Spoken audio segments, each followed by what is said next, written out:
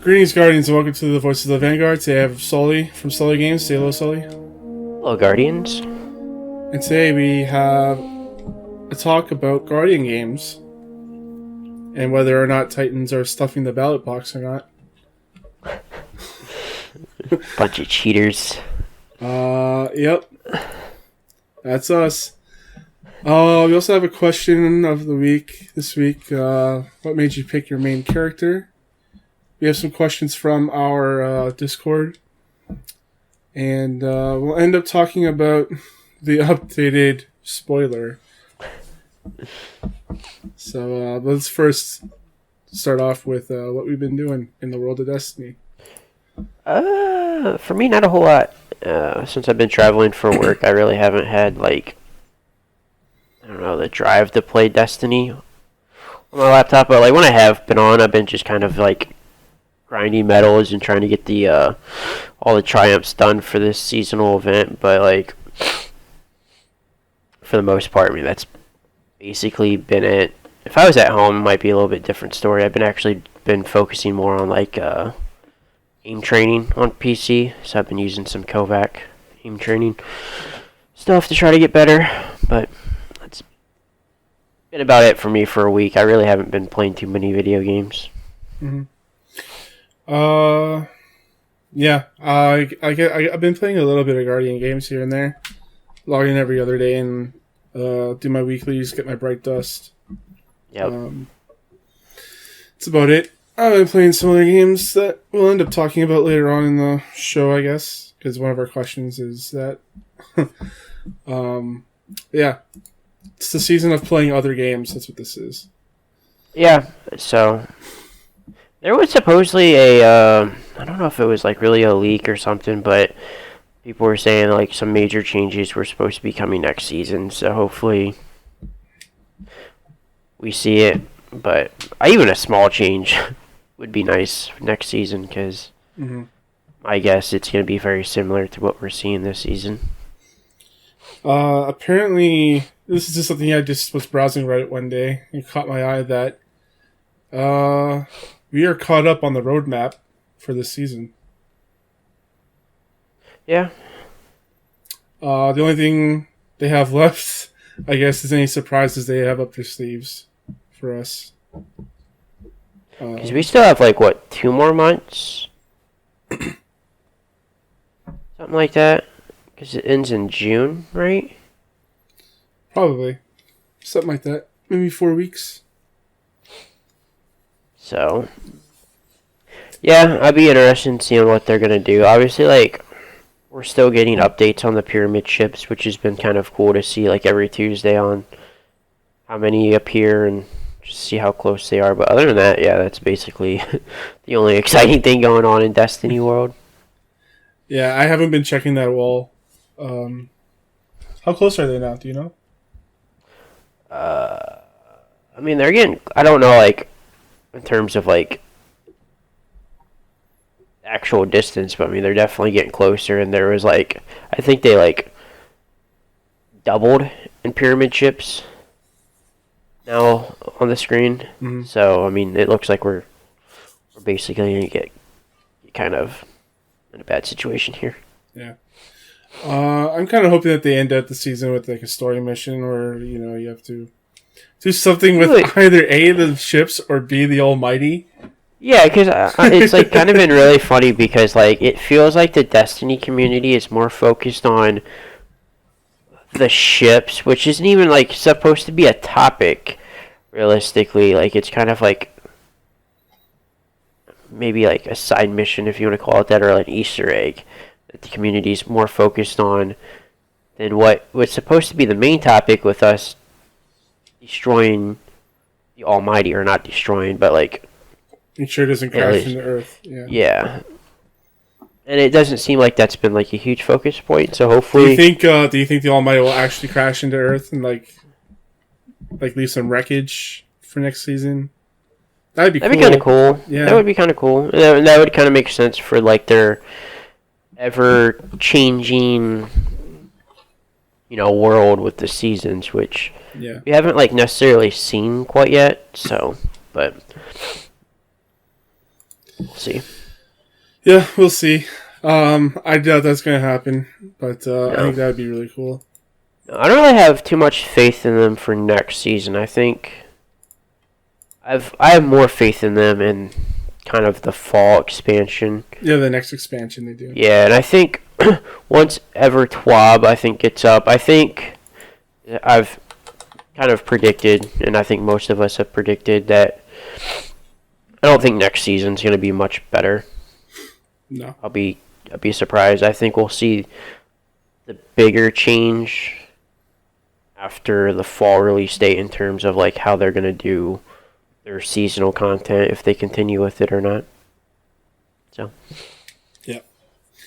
All right. Okay, sorry. I was just checking the stream because I got an email saying, "Hey, your stream ended." I was like, "That's not right." Yeah, I get that a lot too, man. Like. Okay.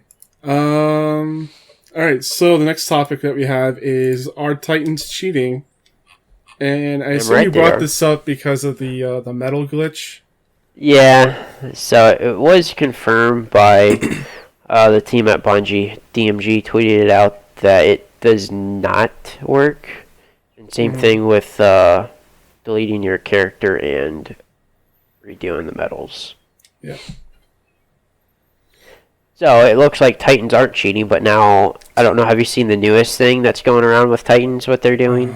No. What are they doing? So they're standing in front of the Hunter and Warlock. Well, I don't know necessarily Warlock because I feel like Titans and they like Warlocks, but they don't like Hunters. I feel like Warlock is the class that everyone likes. Yeah, you know, we're just like in the middle. Like we're chilling at the number 2 spot. But they're standing in front of the Hunter one, and they're like they have either the cowbell emote up or the hug emote. So instead of depositing, you then just start playing the cowbell or hug the Titan. That's awesome.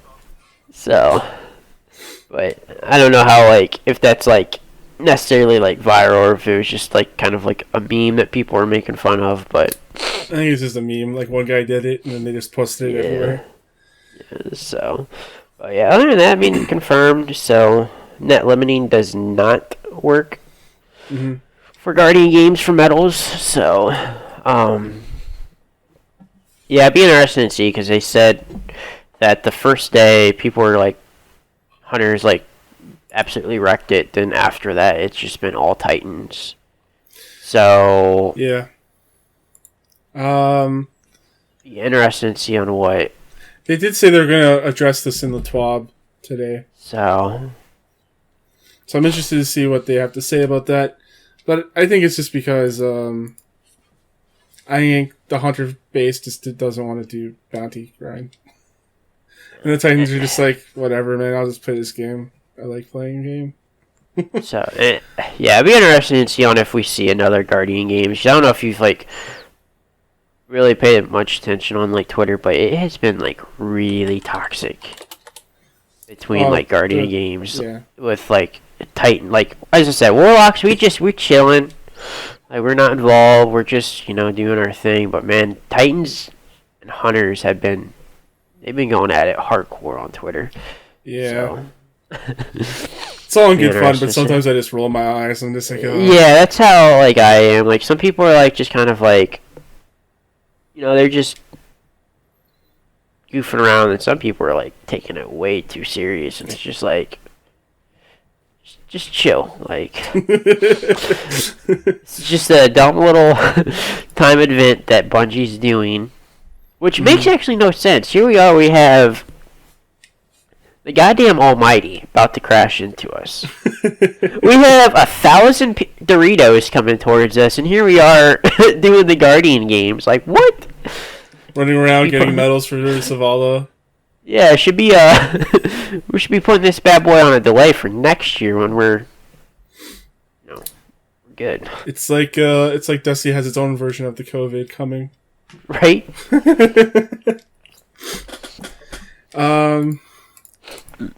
Yeah, I don't know. Do you think you're gonna get the gun? By the way, the slug launcher. Yeah, I'm gonna grind out for it, man. Like, so, do you need, is it all of them or just 7 triumphs? You need 7 triumphs. Yeah, I'm gonna grind. I'll I think get I it. have 3 right now, and I'm close to getting 4. I just need to just do medals, basically. That's it. Yeah, I'm gonna hop on because it's gonna take a while. Because for Assassin's Creed Odyssey to download, like I probably won't be able to play it until like tomorrow. Um, so I'll probably hop on and play. Like, cause luckily, it doesn't delete medals.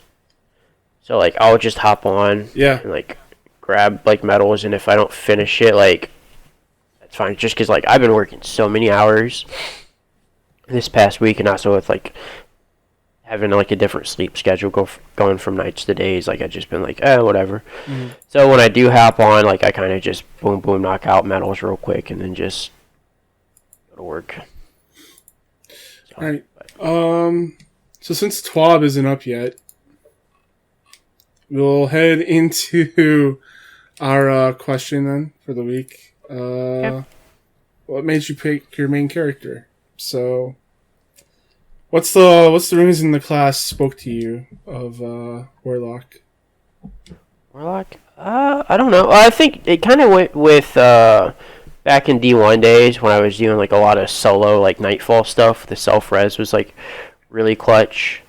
I also feel like in D2, the Warlock class is more of like a support class than anything. And typically when I do like any type of like competitive game mode, I typically go support. So it kind of fits kind of like my play style for me. I also really like to jump. Yeah, man. Once you get used to it, the jump is really good. Yeah, I hated it. Like the first story mission on Titan, where you have to like jump across this gap to get to the other side. Yeah. Every time I did it, I failed the freaking Warlock jump just every single time. But once I finally got used to it, it's like I can fly anywhere. It's pretty cool. Yeah, I think they have the best jump, but like you have to like be used to it. Yeah. So like if you play like Titan or Hunter a lot, and like I feel like you can kind of, both those jumps are kind of like, they're not similar, but like you can kind of like go back and forth with those. See, I think the jump on the Warlock and Titan are more similar than Hunter's triple jump. Well, I mean, I guess if you want to say, because it's kind of like a floaty way, Yeah, but they like both fly. it's Yeah. with the Titans though, it's like so much quicker, and it doesn't like last as long. So like if you're like on a Warlock and you go to a Titan, like you're so used to being able to like floof for so long, and all of a sudden your Titan just boom, just You fall. jetpacks down. So I think it's easier to go from like Hunter and Titan back and forth than it is to go to a Warlock, just because it is really slow, and like to be able to master it, I think it's like harder. Every time I double tap the spacebar and I'm on a Hunter, I'm like, oh yeah, I don't have a flying ability. I just jump. Yeah. I mean, I like a Hunter's jump. I think that for me, my worst jump is the Titans. Yeah. For me, Hunter, because I don't know. The other two can fly. The Hunter can't. So that's the reason why for me. I don't know. The reason I gravitate more towards Titan, I guess, is because I like the personality of Titans, like strong, stoic, filled with honor. Strong, like also just punch the shit out of people. Like I always like playing games where I could just use my fists. Yeah, see, originally that was my main character. That was the first character I ever made, and Destiny was a Titan, was an alpha. Like in Borderlands 1, I played as Brick. Like that was my main guy, and so you can understand, like being Brick, your ultimate is just punching. Yeah. So it was easy for me to gravitate towards that. And then also, when I played D&D one time, like the first time I ever played D&D, I went without weapons, so I was just punching fools.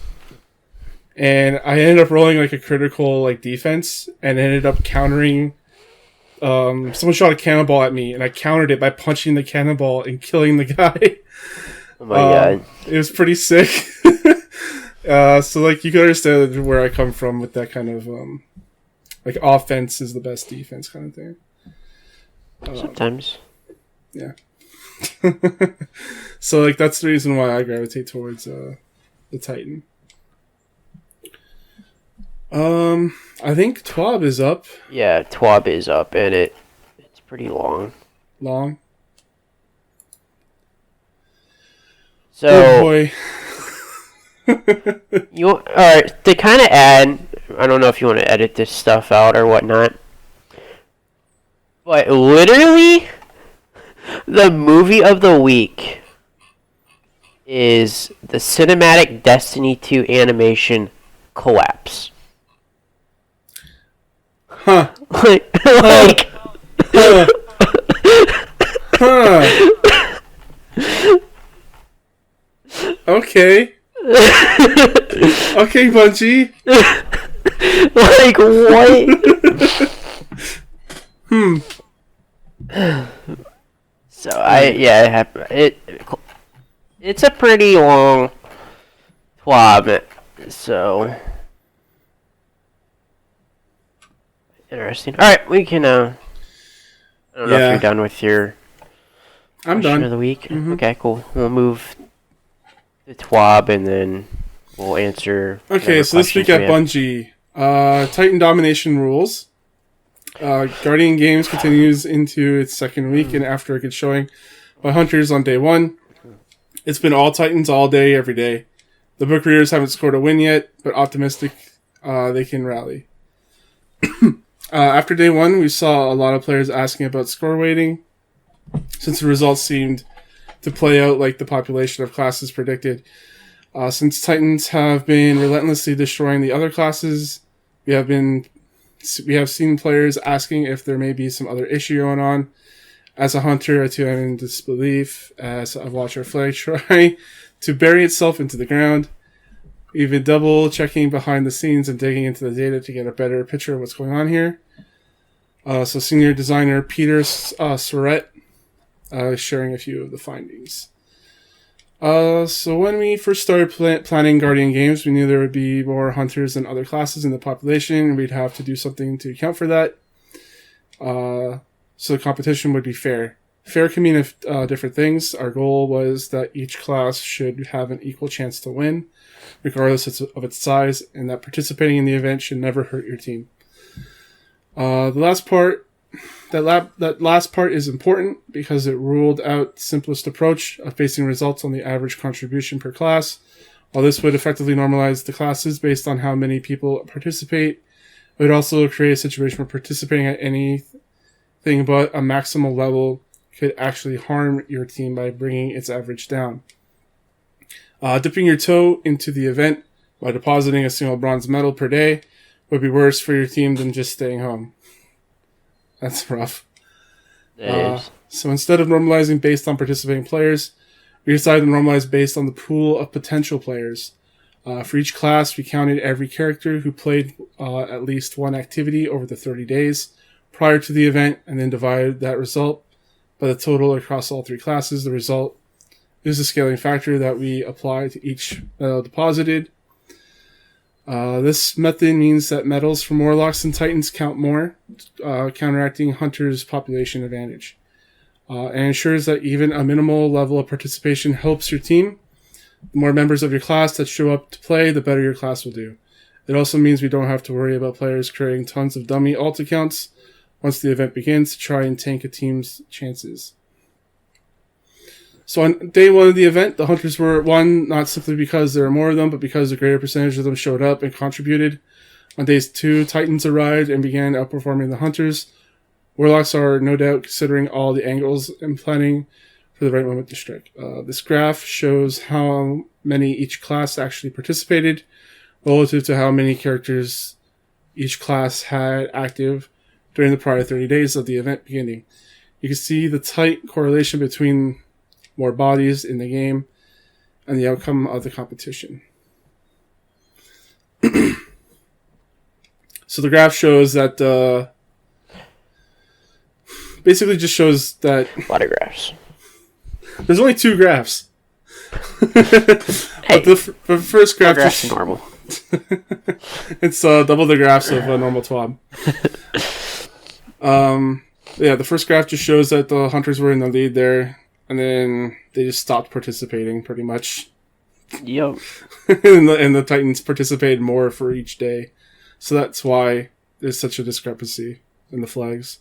And then Warlocks have been pretty much kind of consistent the entire time. Like, yeah, it went down and been up over, down, up. Yeah.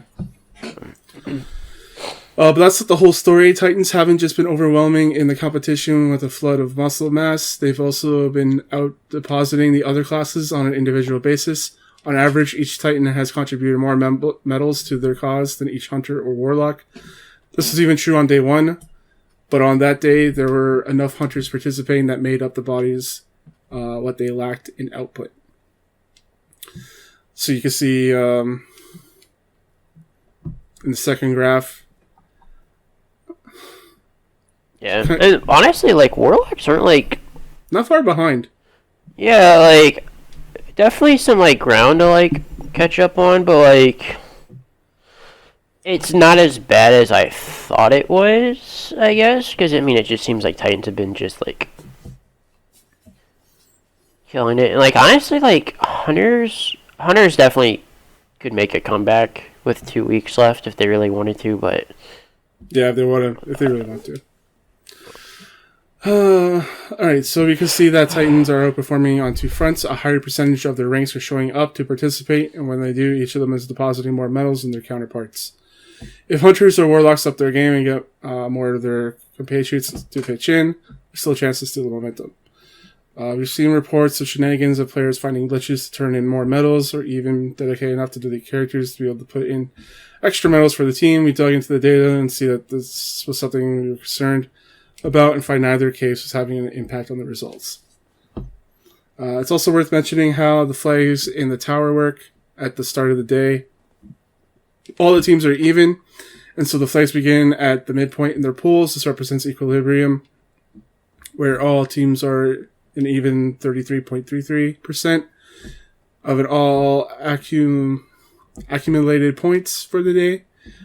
As medals get deposited and teams move away from the equilibrium, the flags adjust.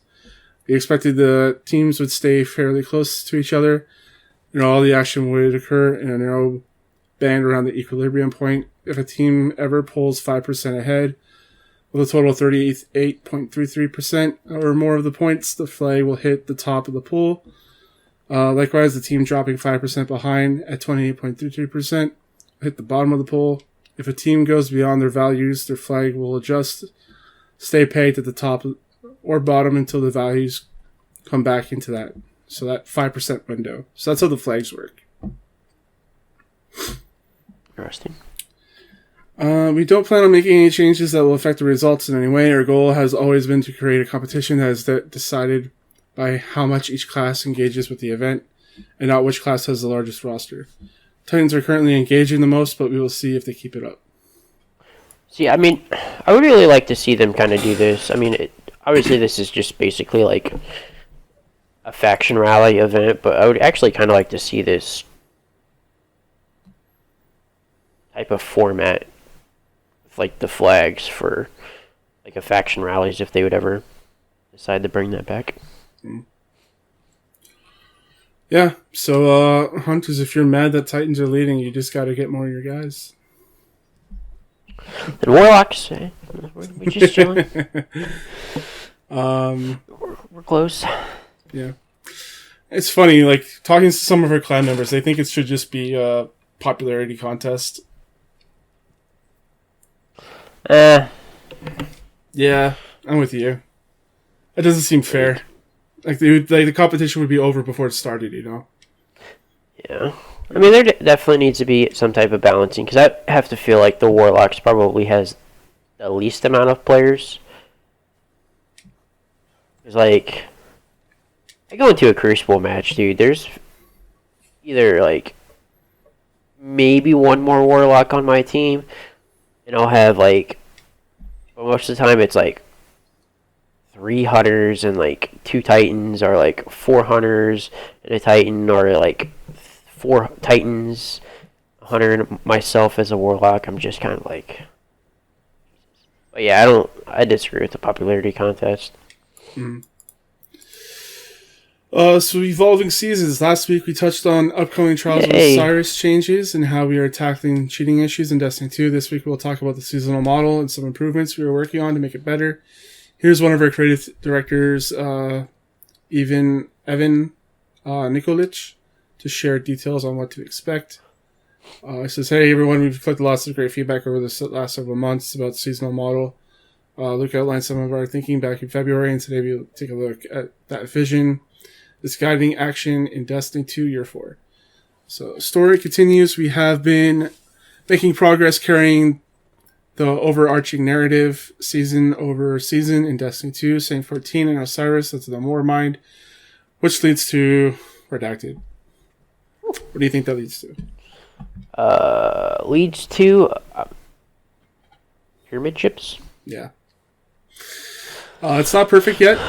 Changes between seasons. No. What do you mean? It's been amazing. Yeah. The ranges between seasons could definitely be improved, and we could do a better job of recognizing prior seasons' narrative threads in the active season. In Year 4, we are going to build a better interconnected narrative, and more importantly, let players be a part of the narrative no matter when they enter the current year. This means if you start playing in March 2021, you can go back and experience Season 12 and Season 13 narrative content. Thank you. We want our stories to feel more cohesive, flow with meaningful momentum season over season, and lead to an exciting climax each year. That said, for a narrative to have weight, there needs to not only be meaningful change, but also a meaningful way to experience the history of the world. We haven't preserved enough history for a player who comes in mid-year to have any concept of what came in that year's prior seasons. As a result, players can feel left behind later in the year and unable to experience stories or to acquire prior seasons' weapons and gear. Forsaken Season Pass it allowed its content to build up over the course of the year, and that's where we're heading in Year 4. Yeah, that's a welcome change. It is. It was something that I was not a fan of having like those story missions just kind of like not like, especially I guess last season, because those were 2 really good story missions that we got. Mm-hmm. Like, they were. People just can't, like, oh, how did Saint 14 just randomly appear? Like, you know, who's this dude? Yeah. Kind of get like a little bit of a history of him, because obviously not a lot of people want to take the time and watch a Bife War video on Saint 14 or look up Saint 14. They don't want to watch a 5-hour video? What's wrong with them? Right? I know, people are crazy. Yeah. So they say activities will last the entire year, so beginning in Season 12, the core parts of the activity experience will live on after the season has ended. For late players joining future seasons, we want to give you the opportunity to jump straight into the heart of older activity experience without all the previous season-specific requirements. We want to remove any competing and distracting elements with the new active season, which has its own ritual progression, but the actual activity experiences stays. So let me give you an example of how this might work in the future using Season of Dawn to illustrate. With our new approach, when Season Dawn concluded, we would have left behind the Saving Saint 14 quest, the exotic quests to acquire Devil's Ruin and Bastion, and the Sundial activity. We would sunset the Obelisk's experience to reduce clutter in the quest log, and to keep bounty quantity from inflating across the game. We deprecate the Fractaline currency so it could be safely removed from the player's inventory. The obelisks were time intensive, and we do not want to overload the player's choices, but engaging in the current seasonal ritual versus the past seasonal ritual. This is our current plan for Year 4, but like everything else, these plans and how content persists will change and evolve as we work. What are you thinking? I mean that's fine, because like, as long as they're getting the story experience, I mean, you don't really need to deal with the obelisk because the obelisk really had no. It was more of leading towards the next season, just assuming the same thing with the war mines. Yeah. So they would have sunset obelisks and kept the quest, these other quests, and the sundial. Which I would rather them going forward in the next seasons like eliminate giving us like a menagerie reskin. I feel like they could do more with like maybe a story mission or something like that. But if they leave behind the sundial, they should do something with it the next season, or just like you know how we've been talking about retool content so that it's persistent throughout the year. Yeah, that's where their issue is, where they're trying to continue to add, and it's just making people burned out. Not burned out, but I just feel like it's making, in terms of like a developer, like there's just too many bells and whistles to like keep an eye on, because like when you add something, there's coding.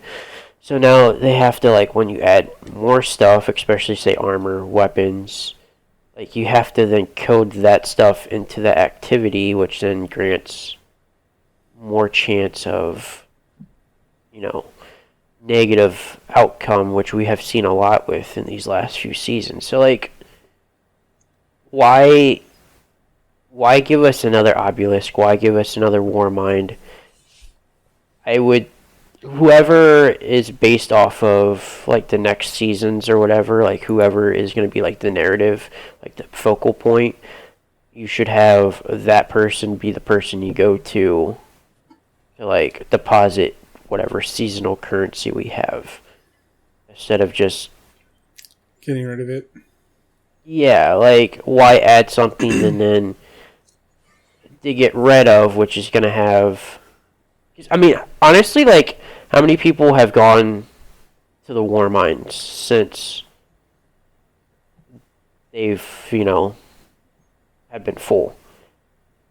And then, same thing with the obelisk. The only reason people went to the obelisk was we had the community event. So maybe if they do that again, I guess. But, like, just, I feel like having the currency going to, like, whatever vendor is, like, say, like, this season would be Zavala or Annabray.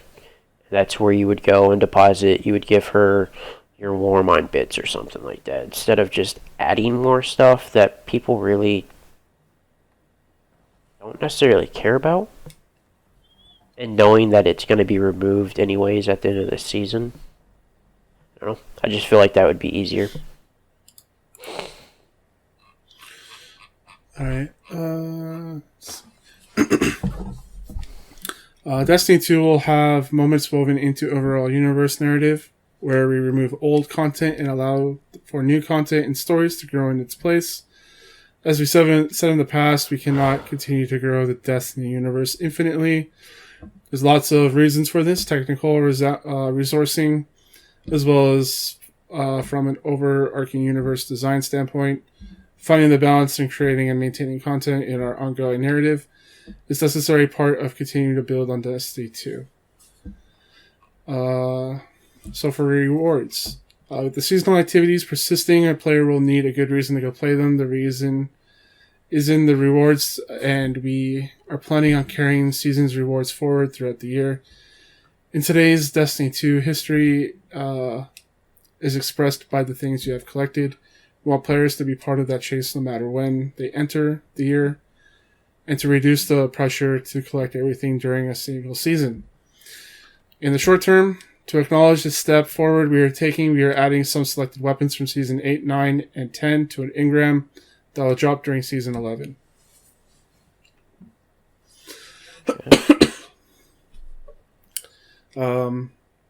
I wonder if that's going to be a different engram from just the legendary engrams that we pick up in the world, or maybe Rahul will have something. Yeah, I don't know if maybe they'll just add those simply into like the maybe the Prime engrams or something like that. Yeah, Gunsmith would be kind of cool to like put all the weapons. Because you have thousands upon thousands of weapon parts. Yeah, like, so I would be cool with that. Or even if you would add the armor with him too, even though that doesn't really necessarily make a whole lot of sense for the gunsmith to have armor. But as you said, I have stacks of weapon parts that Yeah. I literally had just been saving for like A rainy day a fund. reason. Yeah, or like maybe like when the next expansion comes out, sometimes that's a good way to power grind, and you get some, a little bit better power.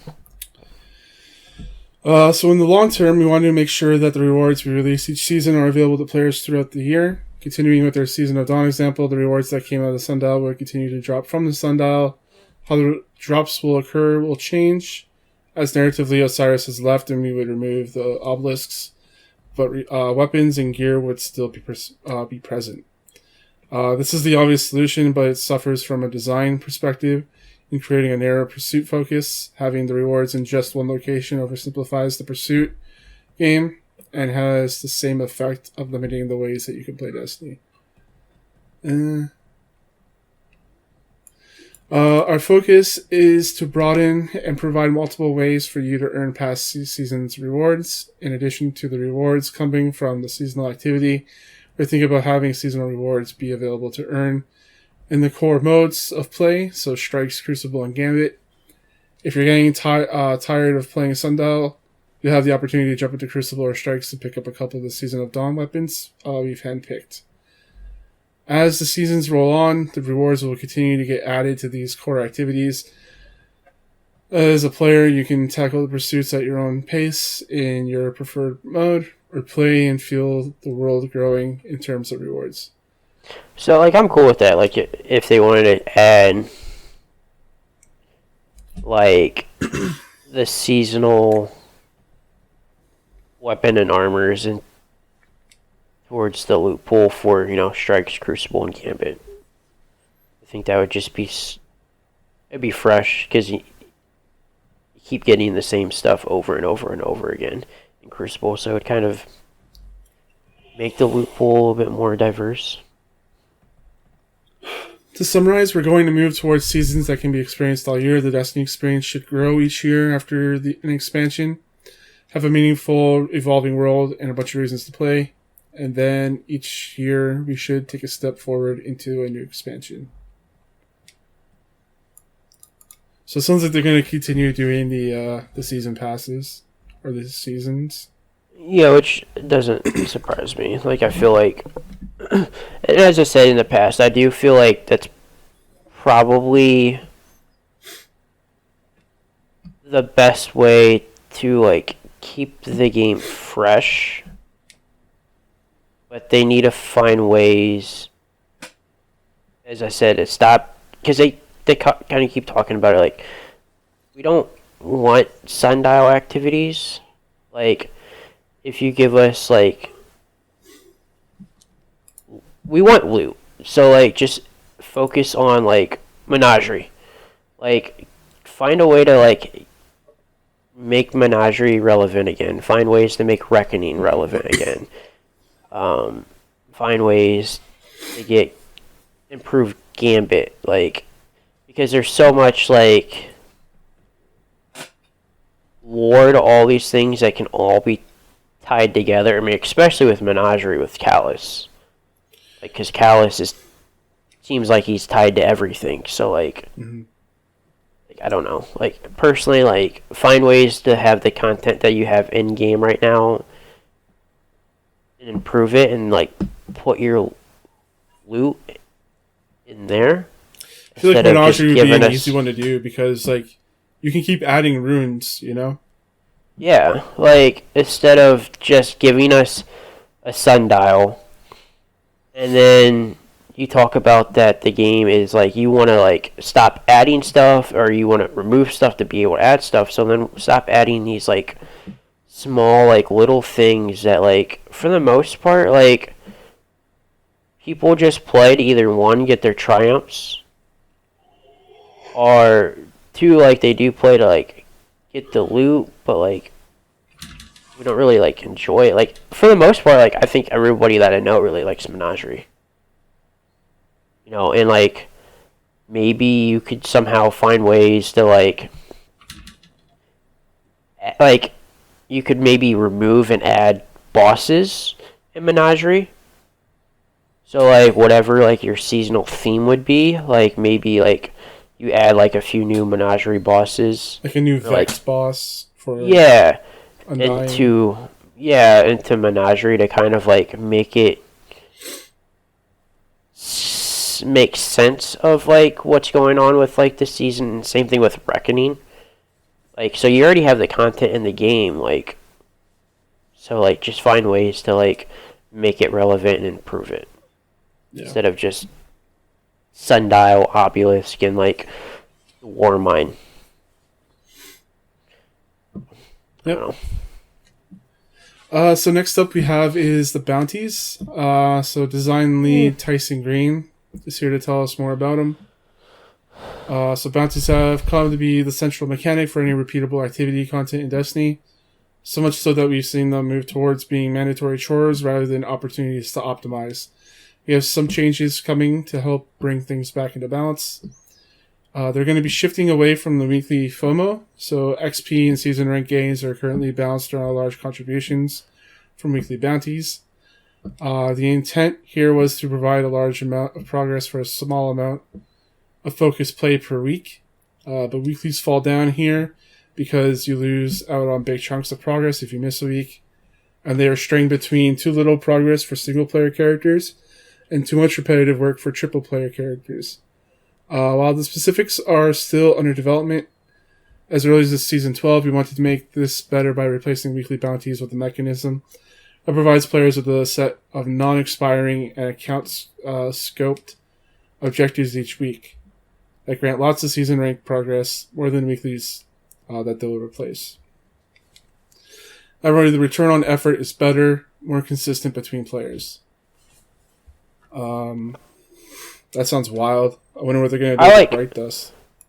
Yeah, it'd be interesting to see because, I mean, a lot of people, like, do the weeklies for the Bright Dust because it's, like, what, 200 Bright Dust? Yeah, per. So you can get, like, 3,600 a week with 3 characters. It would be cool if they would just combine them. So, like, you have all 6 weekly bounties. Well, they said they're going to be replacing them with this new system. Yeah, because it's going to be an account-based. Yeah. So that's what I'm saying, like, combine, like, so you have a Vanguard account bounty that you can do it on all 3 characters if you want to, or if you just want to be on your Titan for the entire week and never play on another character, you can get essentially all your Vanguard weekly bounties done on one character. Same thing with Crucible and same thing with Gambit. I wonder if this is not expiring, so I wonder if you can stack them. So you say you didn't get to finish last week's, so you can still do last week's and this week's because it doesn't. That would be interesting. My guess would be, unless it's I'm assuming they will have like a weekly rotation for them. So maybe if it's the same one, maybe not. But yeah, that is. Yeah, because they do not expire. But I do kind of like to see the weeklies go into an account-based, as long as the XP and the Bright Dust. Don't say that, I'll lose out on all this Bright Dust. Well, that's what, like, as long as it's, like, combined. So, like, whatever, like, you get from that Bright Dust, you just move it into an account-based. So, like, it's essentially the same as doing all your weeklies on all 3 characters. For Vanguard, Crucible, and Gambit. So the optional XP optimization.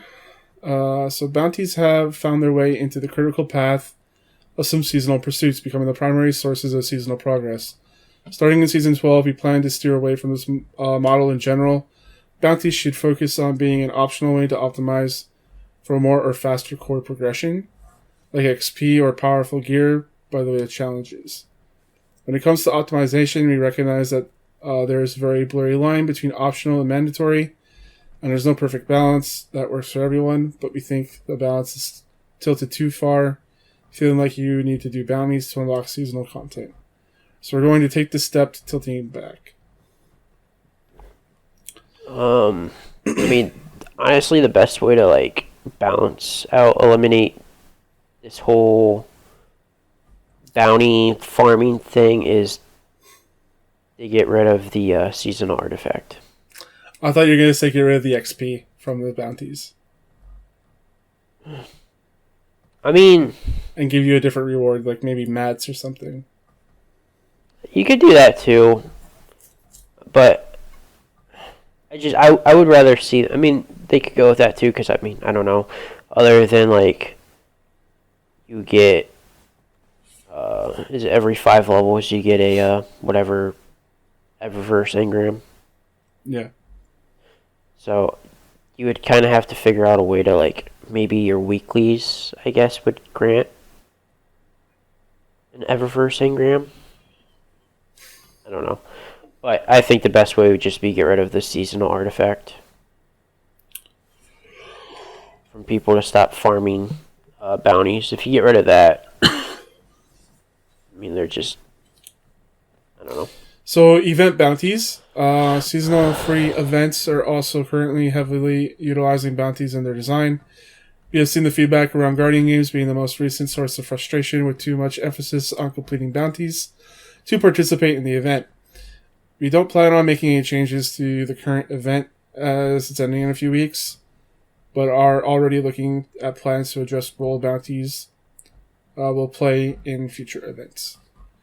So quality of life improvements. We don't like that every session starts with 10 to 15 minutes of loading up on bounties. We want to make it easier to grab bounties when you want to do them.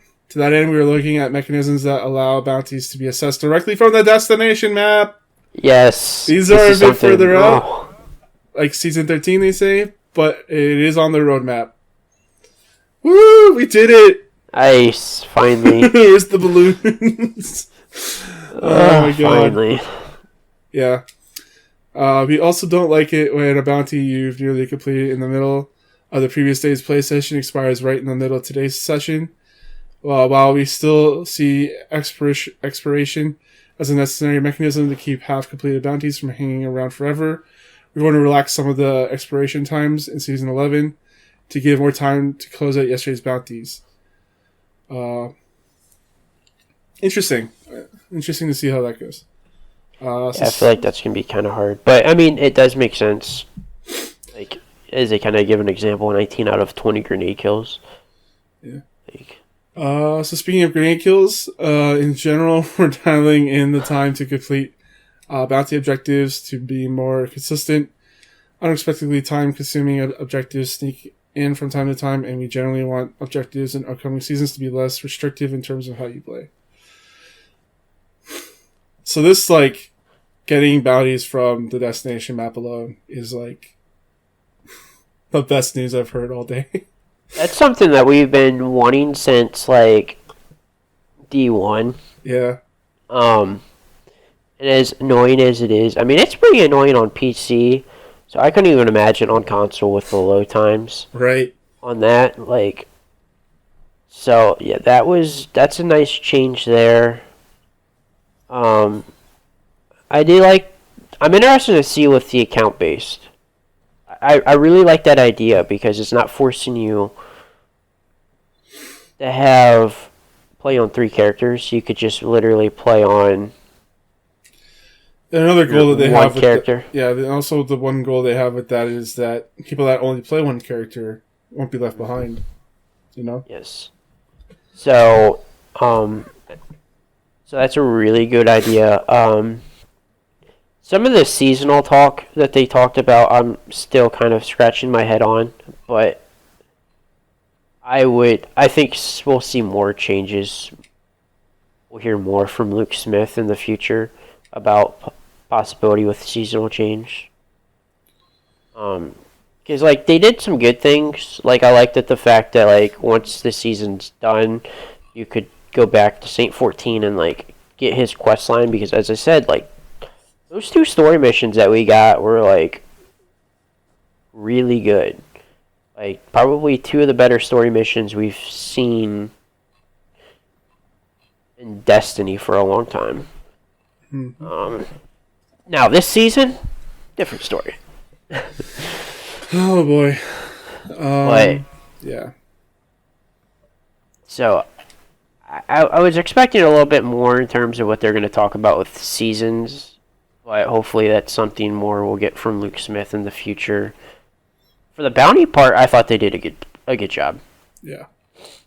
Like, some good information here, so. So next up we have Guardians to the Rescues. This is more charity events happening in regards to COVID-19. From April 30th to May 8th, there's going to be a bunch of streaming. What was that? See what day May 1st is. Oh, it's tomorrow. It is tomorrow. I won't be able to do. I'll try to play against Fran's lit.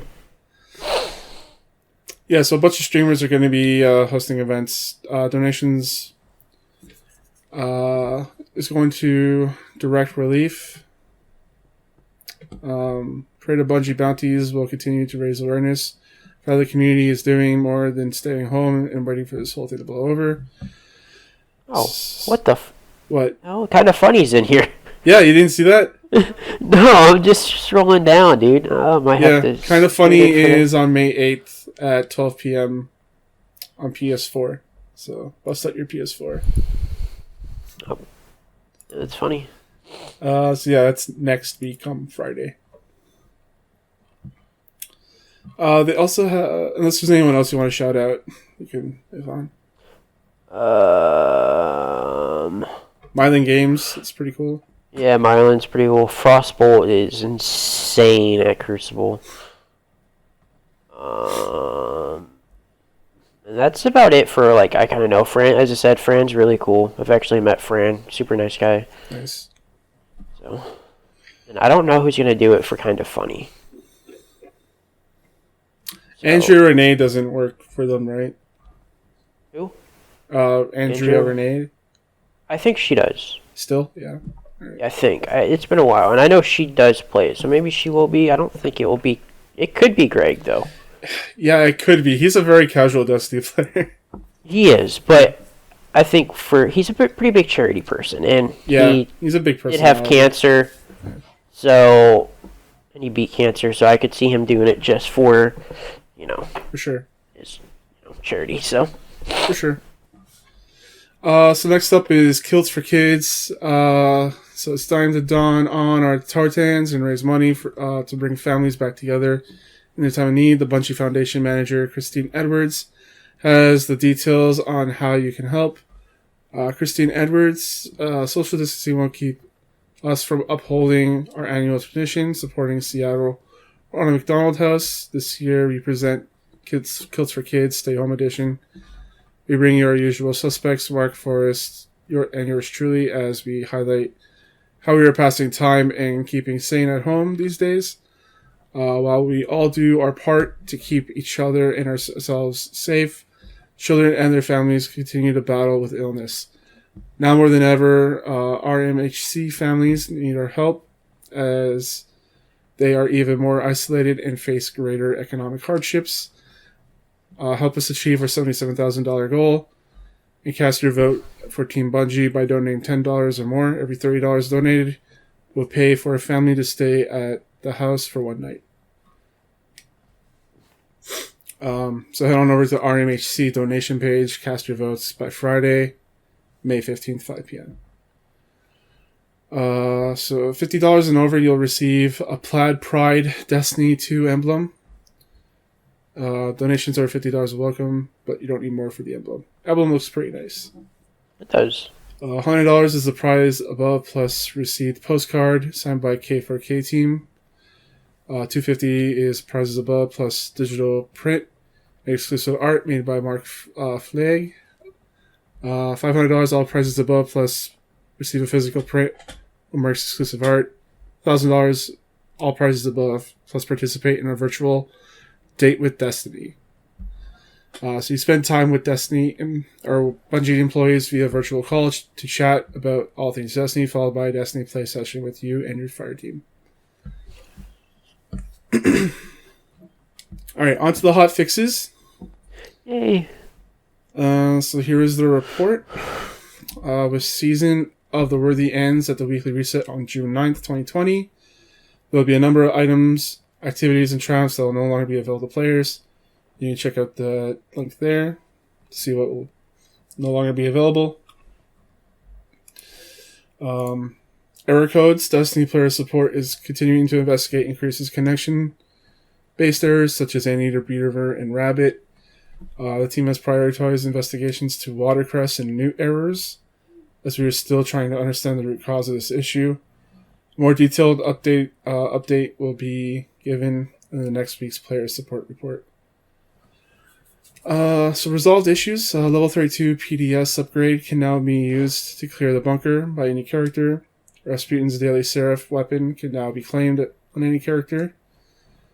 The Grasp of the Warmind mod no longer allows for infinite ability energy. Current known issues are players are having difficult time completing the Hunter Chain Reaction Guardian Games daily bounty. Night Stalkers, Hunters, using the Way of the Pathfinder must defeat groups of at least 5 tethered enemies twice. This count will reset when the Super Shot Super is activated. So if a player is wearing a Mobius Quiver, it will reset their count every time they fire a Shadow Shot. Players who are unable to pick up Show Your Laurels exotic ghost quest from Ava Levante can still gain progress towards the quest. Once progress is complete, Ava will offer the player an exotic ghost of their choice. And some localization changes regarding the Hardlight exotic auto rifle adjustments will not be available until a later date. Rounds fired from this weapon have reduced damage fall off instead of no damage fall off.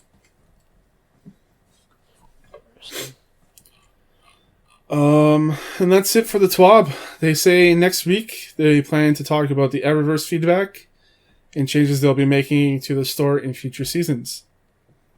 Interesting. Yay. I'm looking forward to that one. Yeah, it'd be interesting to see what they do. They're going to be like, well, we're just going to eliminate Bright Dust altogether. Imagine that's what they do. They're like, yeah, there's like a lot of people that are like just complaining about Bright Dust. I mean, for we just get rid of it so people stop complaining. Right. Right.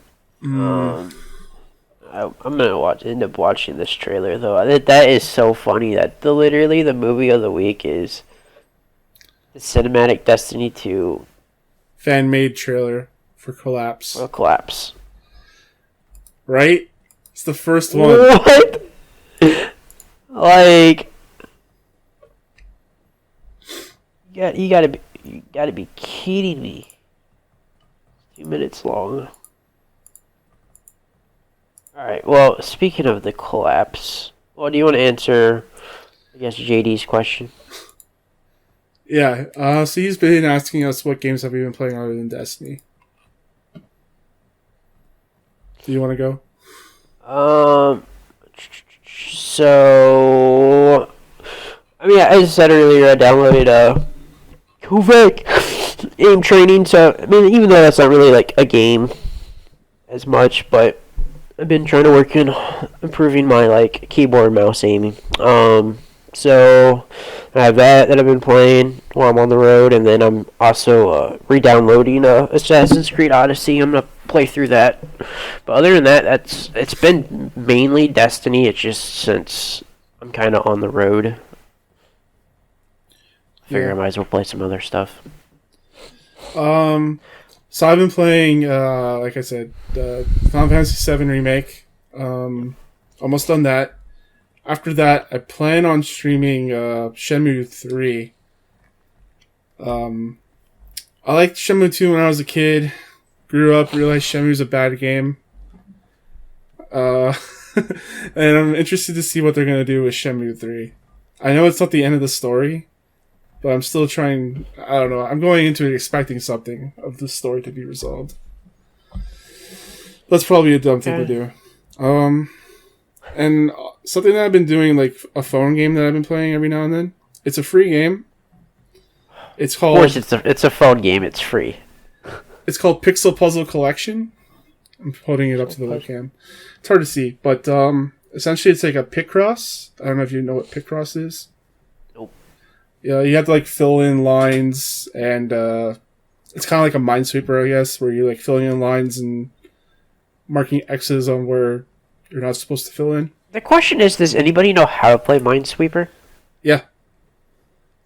Is it like only a Canadian thing? People know how to play Minesweeper up there?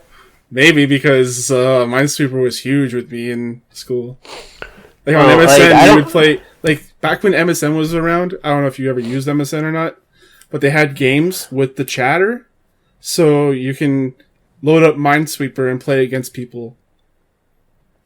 Oh, I mean, not that I know of. I mean, maybe I never used it. Maybe other people did, but like, I don't know if I know anybody that knows how to actually like play like Minesweeper, like legit. Essentially, Minesweeper. You know the numbers that you see in Minesweeper? Yeah, That means it's how many supposed to mines are around that block. Yeah. So if it says 1, there's one mine around that block. 'Cause it goes up to 3, correct? Would be the highest. 3 is very common. I think I've seen it up to 5 sometimes. Or no, because there would technically be. Probably 6 is the most, or 7 or 8 or something. Because there's technically, I guess, 8 blocks around a mine. Yeah. Essentially.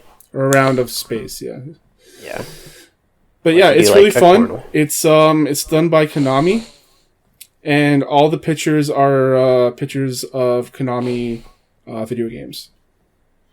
So like, here's a really bad picture of a frog from Frogger. It's really fun. If you have some time to kill on your phone, I suggest downloading it. It's free.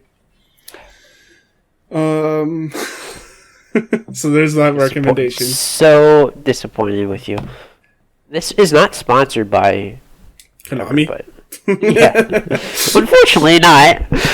Maybe one day Konami will sponsor maybe we a talk about Destiny. Maybe we talk about their like Playco machines or whatever it's called. Yeah.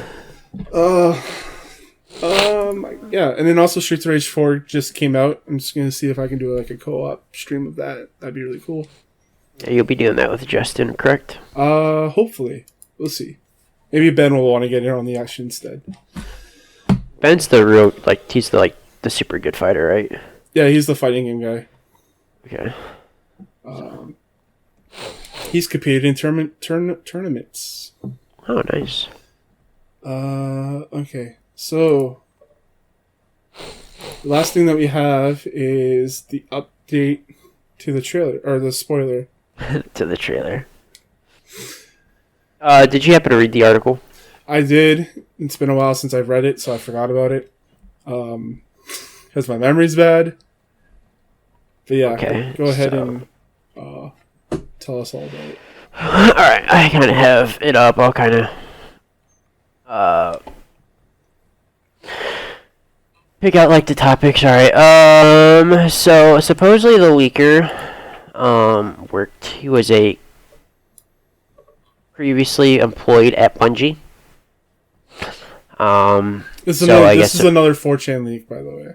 So, Correct. So this is more of an updated version for it. Obviously, they say pyramid ships will be the main focus. Once again, the Widower will not be the raid boss. It will be called the Agent. So I guess it's like one of like somebody's higher up from the dog, like basically like a Callus version of hiring somebody. There's gonna be that's such a generic name. right. There will be 4 new strikes. 1 being on Titan, 1 being on the EDZ, and then 2 being on the newest location. Whoa, 4 strikes? That's more than they've done in the last year. I can't. How many did we get with Forsaken? I think maybe 2. Is that counting the PlayStation exclusive? No, it's not. Okay, so we got 3 with Forsaken. And then they have no updates with with Crucible or Gambit. Once again, they're saying Callus, Mara, and That's the most Eris will believable be. part of the thing. No updates that's to what he Gambit or says. Crucible. And it will also say the Drifter will also have a major role in this. And I think that's about it in terms of stuff. Oh, and there will not be a Darkness subclass. That they are going to go more of a, where's this at? Play Your Way RPG, which I do know Luke Smith did touch base on in his director's call on before Shadowkeep, that they did want to go and change the RPG, like on how we do our skill trees. So that's something I could really see being believable in the next expansion, is that we will have more towards a D1 skill tree compared to what we have now, to where you can kind of customize your player a little bit more. But that's basically it. Not a whole lot more added onto it. They say that we're supposed to get a tease for Collapse on June 8th, which is the day before the current season ends, and then with a full cinematic trailer on June 6th. Or July 6th, my bad. When was E3 time. E3 was June 11th, right? Something like that. 8 to 11. Yeah. Okay, so that would make sense. So, and also I wanted to say out, DMG, where's it at? I don't know if I saw this thing up. He actually quote tweeted the Xbox Live thing. He said, "Oh baby." So maybe, I highly doubt Destiny would be there, but that might be interesting to see if Bungie makes an appearance. Also, apparently the the Drifter Allegiance quest is also going to have full weight, whatever that means. Yeah, I saw that. That also sounds like BS because, Yeah, nobody's really done anything with that, especially with new light players. Yeah. I will say this in its defense, though. They can make it so that people do that mission. They could just make it into a story mission, and say you have to pledge allegiance to this or this in order to continue. Yeah. And they say that it may not make a fall release either with COVID. Which, that's just a logical thing to guess. So. Yeah. Again, take that with a grain of salt. Could be nothing, could be something. So, I just think it's kind of funny that we have a new leak of the Collapse, and then Bungie's movie of the week is a Collapse trailer. Yeah, that's pretty funny. That for some reason that just gives more credibility for me. I don't know why. So I don't know. You never know, really, with Bungie right now, with nothing being open. So yeah, we'll see. Anyways, that's gonna be a podcast. Sully, where can the people find you? You can find me at Twitch, Twitter, and YouTube at Sully__games. And you can find me on Twitter, CSG Thomas. I'm also on Twitch as Kane Plays Stuff. We host a podcast there every Thursday at 6:30 p.m. Eastern. Every Friday at 9 p.m. Eastern, we do the Char Shot Gamescast. And me and Ben are doing wrestling watch-alongs that we record on Monday and put up whenever I get the audio. Whenever you get the audio. Yeah. So until then, eyes down, Guardians, and have a good day.